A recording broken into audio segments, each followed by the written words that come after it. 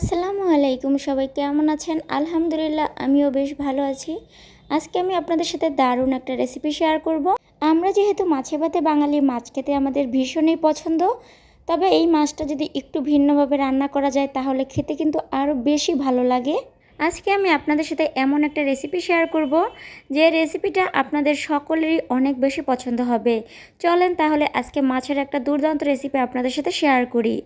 প্রথমে এখানে আমি রুই মাছ নিয়ে নিলাম। আপনারা চাইলে যে কোনো বড় মাছ নিয়ে নিতে পারেন। রুই মাছগুলো ভালোভাবে কিন্তু লবণ দিয়ে কুসুম গরম পানি দিয়ে আমি ধুয়ে নিয়েছি। মাছ রান্নার বড় একটা বিষয় হলো মাছ ভালোভাবে ধোয়া।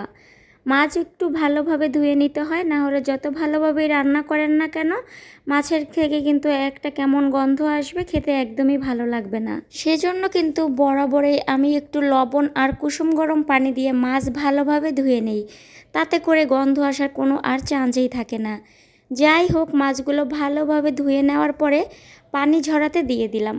এরপর হলুদ আর লবণ মাখিয়ে মাছগুলো কিন্তু ভেজে নিচ্ছি। আমি এখানে সরিষার তেলে মাছগুলো ভেজে নিচ্ছি। আপনারা চাইলে সয়াবিন তেলে ভাজতে পারেন। যেহেতু আমি সরিষার তেল খাই, তাই সরিষার তেলেই কিন্তু ভাজাভাজি সবই করি। মাছগুলো কিন্তু সুন্দরভাবে ভেজে এখন আমি তুলে নিচ্ছি। এভাবে করে সবগুলো মাছ কিন্তু আমি ভেজে নিয়েছি। তারপর আর একটা কড়াইতে আমি বেশি করে সরিষার তেল দিয়ে দিলাম। আর এখানে কিন্তু অনেকগুলো কিন্তু পেঁয়াজ কুচি দিয়ে দিলাম। যেহেতু মাছটা ভুনা ভুনা করব, পেঁয়াজ কুচিটা একটু বেশি দিতে হবে।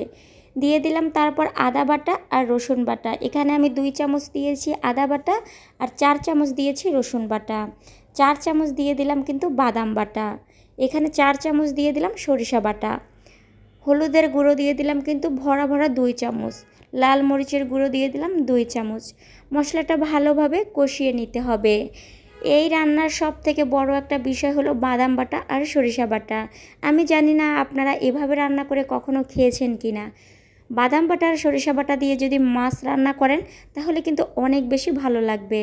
মশলাটা অনেক ভালোভাবে কষিয়ে নিতে হবে। তারপর এই যে ভেজে রাখা মাছগুলো এক এক করে কিন্তু দিয়ে দিতে হবে। তার আগে কিন্তু আমি 1 কাপের মতো পানি দিয়ে দিলাম।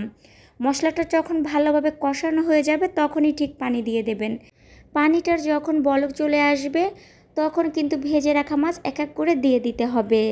আমি এখানে সবগুলো মাছ দিয়ে দিচ্ছি। বেশি কিন্তু এখানে পানি দিবেন না, কারণ ভালোভাবে মাছগুলো কিন্তু ভেজে নিয়েছি। অতিরিক্ত মাছকে পানি দিলে কিন্তু মাছগুলো নরম হয়ে যায়, তখন খেতে ভালো লাগে না, ভেঙে যায়। আমি কিন্তু এখন 5 মিনিটের মতো রেখে দেব। বেশি রাখার একদমই আর প্রয়োজন নেই। মশলাটা যত ভালোভাবে কষাবেন মাছ খেতেও তত ভালো লাগবে। কেমন লাগলো আজকের এই সহজ রেসিপি অবশ্যই কিন্তু কমেন্ট করে জানাবেন। আল্লাহ হাফেজ।